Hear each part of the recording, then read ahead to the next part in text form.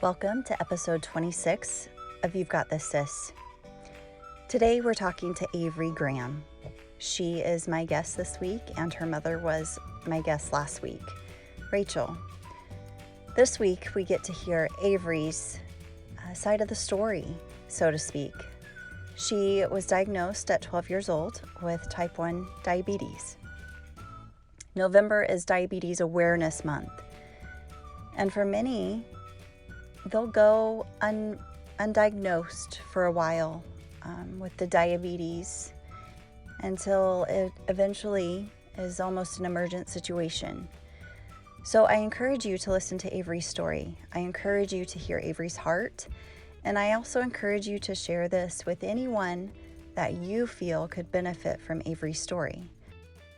And we will journey wherever you are now to your best self, always. Welcome to You've Got This, Sis. And even my coach was like, "You look like a stick figure. You're super skinny," but I was normally really small, so this didn't really faze me. But I started getting more tired and losing more weight and becoming thirstier and more tired and more hungry. Wow. So you noticed it pretty much last year, like up until that point, you felt like a normal kid, right? Mm-hmm. But getting thirstier, did you notice you used the bathroom more? I would get up at least 3 times a night, and my mom said that she would follow me because she thought I had an eating disorder and that it was insane the amount of times I had to go to the bathroom. Wow.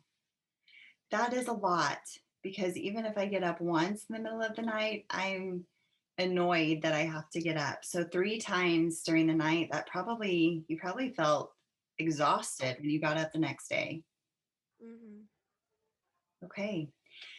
So you were playing volleyball, you were hungry all the time, tired, you were getting thirstier, you were using the bathroom a lot. Um, when you felt more your sickest, were you worried about what might be going on with you, and what was your greatest fear?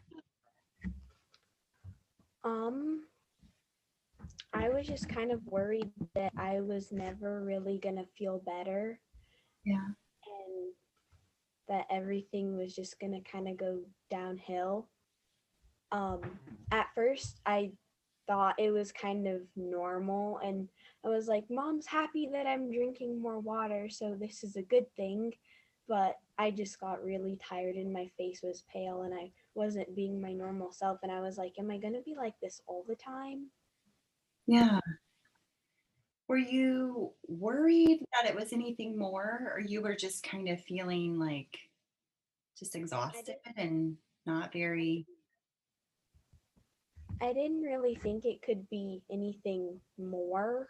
Mhm. I wasn't trying to I wasn't thinking of diagnoses in my head. I was just kind of thinking that either I was just not feeling that great for a long period of time, or that, I don't know, there was just something that was kind of wrong with me. Uh-huh. Your mom talked about how when she took you in that day, she had to carry you to the car um, I because remember, you. I remember before school, I said, because I'd been going for that week, I'd been to the hospital a couple of times because I had an abscess on my head that had to be drained like 3 times. And then so I stayed home for a few days after that, but I started going back to school, and I just told my mom, I said, "Hey, I can't go today. I don't feel great. Can I just stay home?" And I took a nap on the couch, and I go upstairs, and I can't even walk up the stairs. I just collapsed. And we went to my dad's work to get my blood tested, and they drove me right to the ER, and I couldn't even walk to the car. I was dizzy, and I felt like I was gonna pass out or something.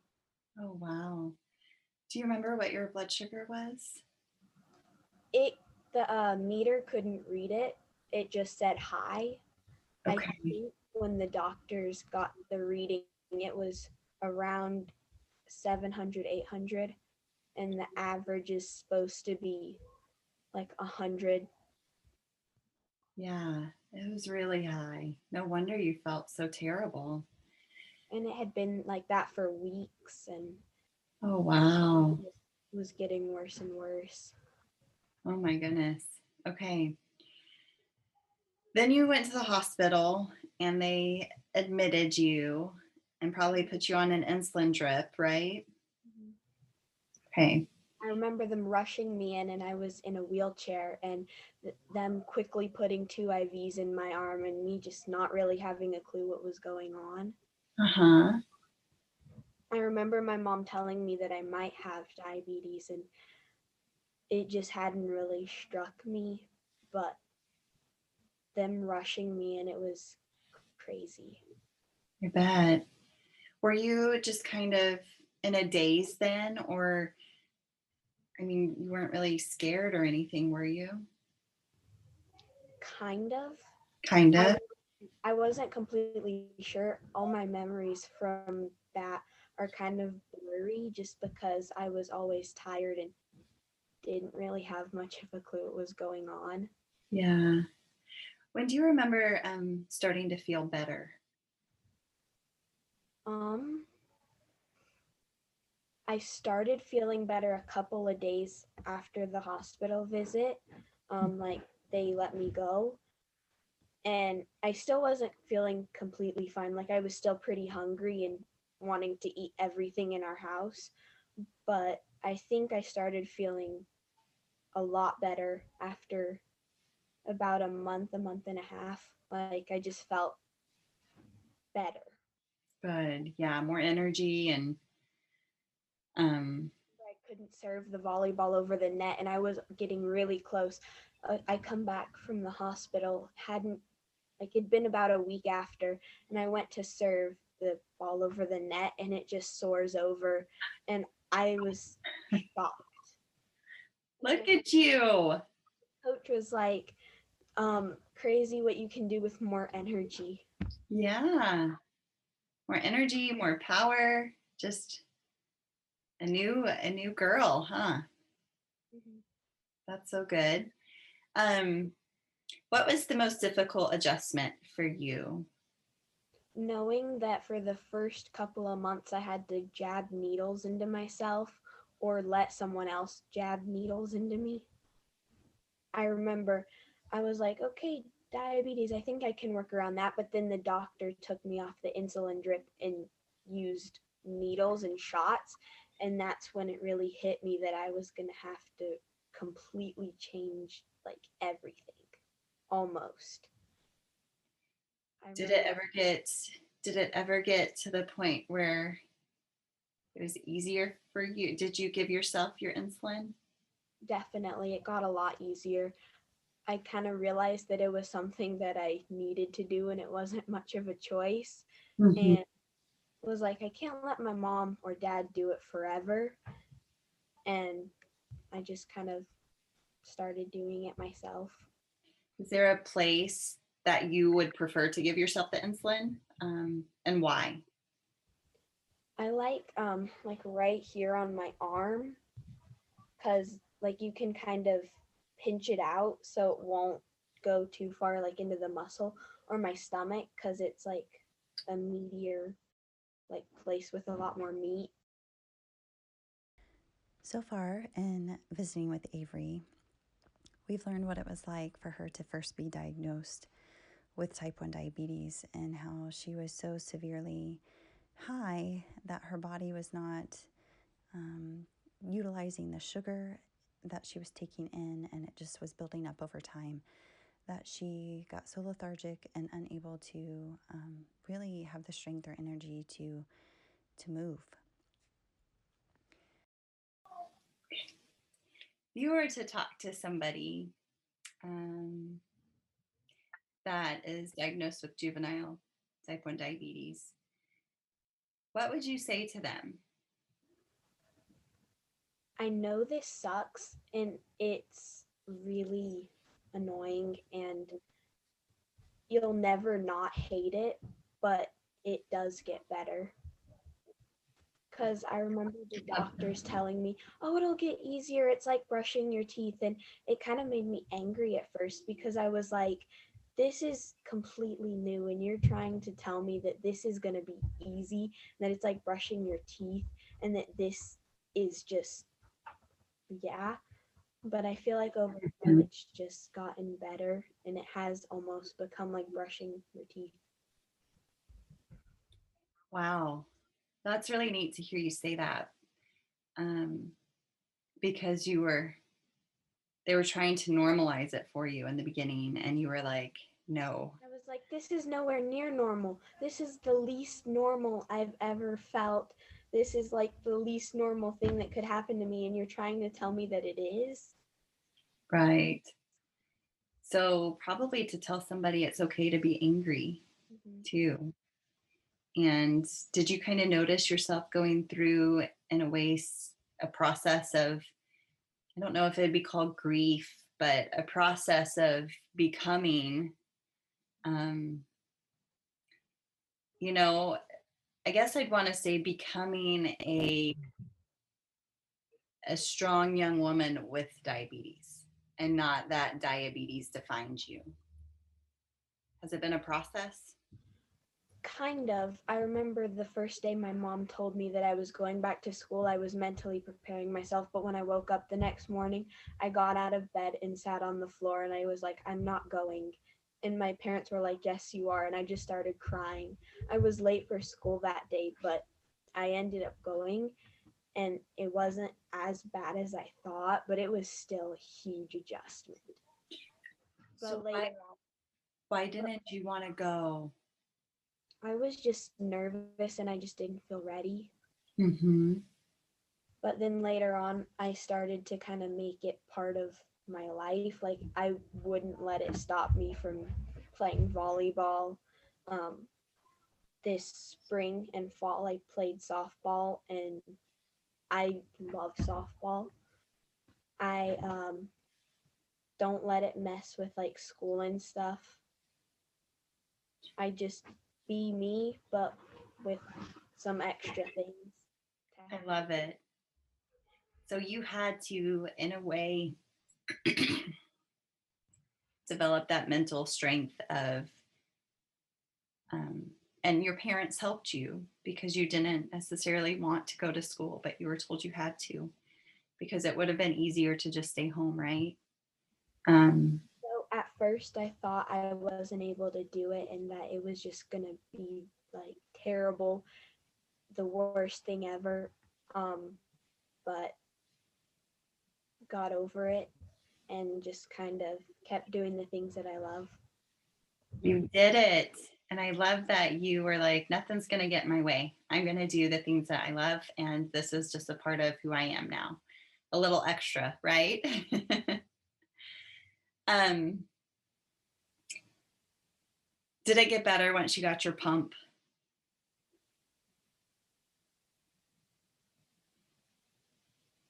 Did did you feel, um, yes, was it better for you once you were able to get your pump in place? Definitely. It made me feel a bit more normal because every day before lunch, I would have to leave about 10 minutes early so I could go down to the nurse's office and like get my shot. Mm-hmm. And a couple of times I'd try to go and set my stuff down for my next class, and kids wouldn't let me in because teachers normally don't let students in before the next class. But the students kind of didn't know that. Well, Mm-hmm. they knew it was going on, but they would be like, people aren't allowed to come in yet. And it would just kind of frustrate me. But Mm-hmm. um, it made things easier because I could do it right at lunch and it was just with me. And Good. then if teachers were passing out snacks during class, I wouldn't have to go down to the nurse's office before, or if we were gonna have like a little like miniature party with food. Those are things that seem somewhat small, right? but they become a big deal for someone that is in your situation. And I like that once you got your pump, it became more streamlined for you, where you didn't have to always test or give yourself insulin. What about with PE and all the sports you do? Um, I guess, were you doing those things? Volleyball, yes, but prior to your pump, and would you have to test yourself more often? So with volleyball, I was on needles the whole time, except for like maybe 1 or 2 games, I think. And if I like right before practice, I would test, and if it was like right where it was supposed to be, like for a normal day, I would still eat something because it would go lower. Or if I felt weird during practice, I would just ask my coach to go test. But with my pump and Dexcom, it tells me when I'm going low, so I don't have to constantly check. And I'll just bring fruit snacks or something sugary with me. Yay. Is it hard to be around people um, that are not diabetic and are eating a whole bunch of junk? Um, Not really, because sometimes when I go higher, I don't feel that great. And so I just kind of tell myself, we're going to limit it to this much. And the doctor said I can have almost anything I'd like except for juice and candy that's like straight sugar. Because like chocolates and those kind of candies are a little bit healthier. But ones like Skittles and Starburst that are super fruity and don't have any nutritional content whatsoever. Were you a chocolate girl before? Yeah, mostly. But I drink juice like no other. Like, my mom would take us to Costco and um, she would tell us we could each pick out a treat. And the one thing I grabbed was this mango juice every single time. And no one else in the family drank it but me. So it was like mine. And it was delicious. And I loved it. And Jamba Juice was like one of my favorite places to go. I just love juice. Oh, and so now you have to find a new love, huh? I found other things like diet sodas aren't that bad, and I had a sugary one the other day to bring up a low, and it didn't taste that great. It because I was like, this is just too sugary. And then there are like sugar-free, like carbonated drinks that taste like juice kind of. Yeah, I love that. So you're finding things that will still work for you and still help you feel like you're having special stuff, but it's better than all the junk stuff in a way and helps you maintain your levels. So that's really good. Avery, I'm so glad that you were able to hop on with me. I just think the world of you. And when I was looking at your pictures of before you were diagnosed, and then, of course, seeing you just a few weeks ago, I was like, oh my goodness, I that think is the same girl. I think I had weighed about 75 pounds before, I mean, 65 pounds before I was diagnosed, and I was supposed to be at about 100. Oh, Avery. I was like 35, 40 pounds below what I was supposed to be. Yeah. Do you feel good now? Very good. Good. You look great. You look healthy. You look radiant. You're just a beam of light. And I love that about you. And um, I love that you're living the life you want to live. Because when I was there, you were playing softball and tournaments and back to back softball, and nothing was stopping you. So I think this is a great lesson for others to hear that do not have diabetes, but to know how it is for you. And then it's also a great thing for you to share with other kiddos and teenagers and anybody that might be diagnosed, newly diagnosed, and thinking um, that this is going to rule their life. And it's okay. There was a girl in my grade, and my mom had noticed her pump when we were trying out for volleyball. And when I came back from the hospital, she came up to me and asked why I had been out. And I told her, and she said that she could kind of tell before I went to the hospital because she had been the same way, like pale, losing weight, tired. Wow. Did she help you through? We don't have any classes together, but sometimes she'll come and talk to me. We had softball in the spring together, and she was always really nice to me. Good. You probably didn't feel so alone, huh? Well, that's the reason we're all here, is because we're not alone in any of our challenges or trials. And it's okay to be angry if you're newly diagnosed. It's okay to feel all the feelings and all the emotions. And but Avery will tell you that this is her doctor told her it will get better, but it's a process of getting better, right? Mm-hmm. Okay. Avery, you're amazing. Thank you.